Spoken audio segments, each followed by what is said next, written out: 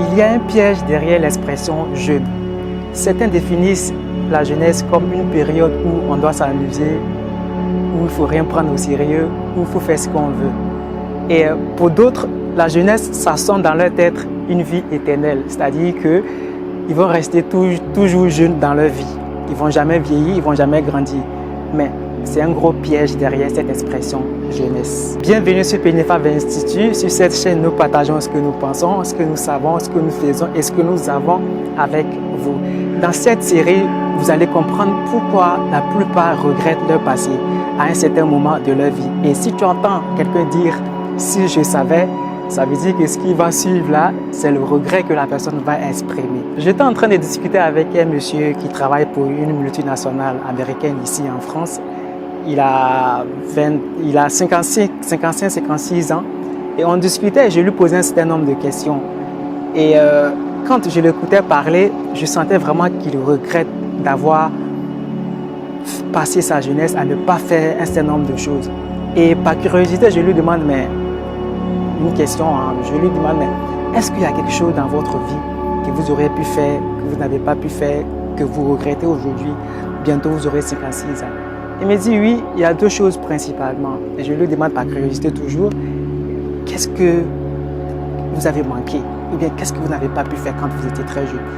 Il me dit, quand il était jeune, il passait tout son temps à faire la fête, à s'amuser, à suivre ses amis.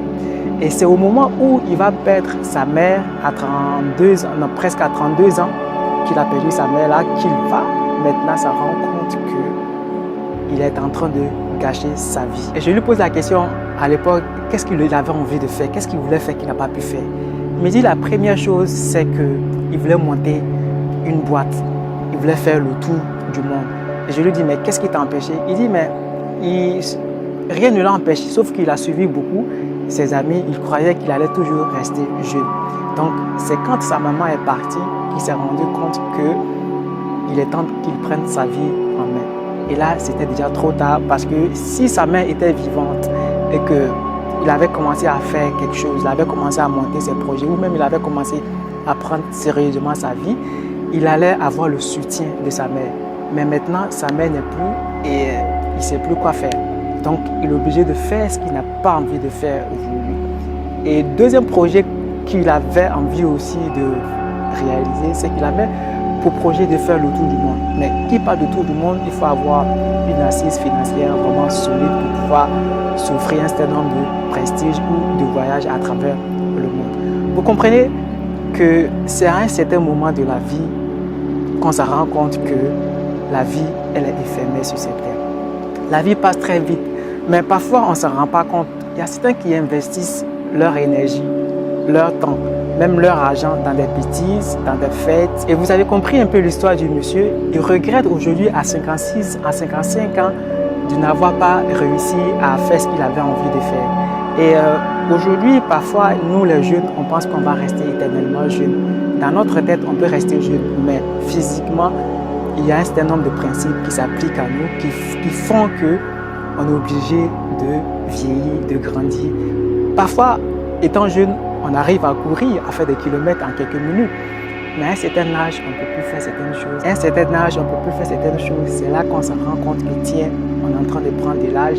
Les choses commencent à être compliquées au niveau de notre même corps physique. Vous voyez qu'entre 18, 25 ou même 30 ans, il y a certains qui investissent leur temps, leur énergie, leur argent dans l'alcool, dans des bêtises, dans les fêtes.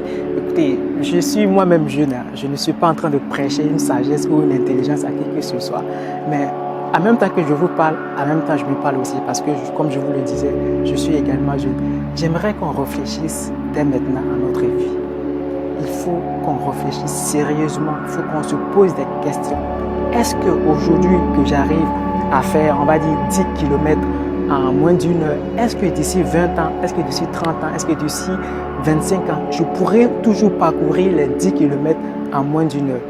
C'est sur ça que nous devons vraiment nous focaliser en nous posant ces questions-là. Parce qu'il y a un prix à payer pour tout. C'est maintenant qu'on doit commencer à s'aimer pour pouvoir récolter tranquillement quand on aura 40 ans, quand on aura 50 ans, quand on aura 60 ans.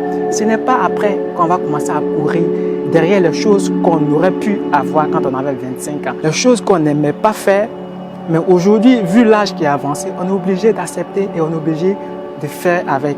Et parfois, on se trouve dans des situations où on n'est pas satisfait, où on passe beaucoup de temps à critiquer, à blâmer, à se plaindre. Regardez bien autour de vous, vous allez voir des gens qui se plaignent de leur quotidien. Vous vous demandez parfois, mais il a quoi? Qu'est-ce qu'il veut au juste? Non, il n'est pas heureux, il n'est pas satisfait de là où il est parce qu'il avait refusé de payer le prix quand il était jeune. Et maintenant, toutes ces choses-là sont en train de le rattraper et il ne peut faire que râler, il ne peut faire que critiquer, il ne peut faire que se plaindre pour juste faire passer le temps. On dit souvent que les conseils ne conseillent pas, mais ce sont les conséquences qui conseillent. Ça, on le dit, on entend toujours parler de ça.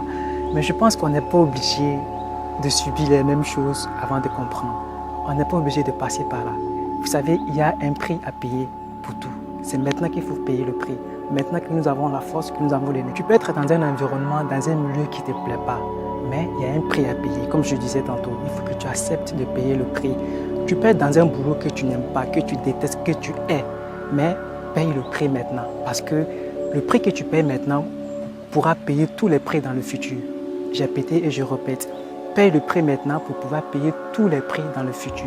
Ce n'est pas dans le futur que tu vas commencer à courir après les choses que tu pouvais avoir quand tu avais 18 ans, quand tu avais 21 ans, quand tu avais 20 ans. Non, c'est maintenant qu'il faut accepter de faire le sacrifice et de payer. Une fois de plus, je ne suis pas en train de vous prêcher une parole de sagesse ou alors je ne suis pas en train de vous prêcher la sagesse parce que moi-même je suis jeune, mais en même temps que je m'adresse à vous, en même temps je me parle à moi. Le travail que tu n'aimes pas aujourd'hui, accepte de le faire. Mais ce travail-là doit pouvoir nourrir tes projets. Tes projets doivent pouvoir nourrir tes investissements. Et tes investissements doivent pouvoir remplacer le travail que tu n'aimes pas aujourd'hui. Comme ça, à partir de 30, 25, 30, 35 ans, tu es libre financièrement. En ce moment-là, tu pourras profiter de la vie. Tu pourras faire ce que tu voulais faire quand tu étais jeune. Mais n'attends pas quand il sera trop tard. Parce que souvent, nous les jeunes, il y a un piège encore. On pense tout savoir, on pense tout connaître. Mais c'est quand on se rend compte que le temps est passé, qu'on commence maintenant à regretter notre vie passée. Une fois de plus, jeune roi, jeune princesse, je ne suis pas en train de te donner une leçon de morale, mais je veux que tu réfléchisses à ta vie, que tu penses sérieusement à ta vie. Si tu as aimé la vidéo, ne la garde pas pour toi seul. Il faut la partager parce que si tu la gardes pour toi seul, tu serais très égoïste. Pénéfa de l'Institut veut servir notre devoir.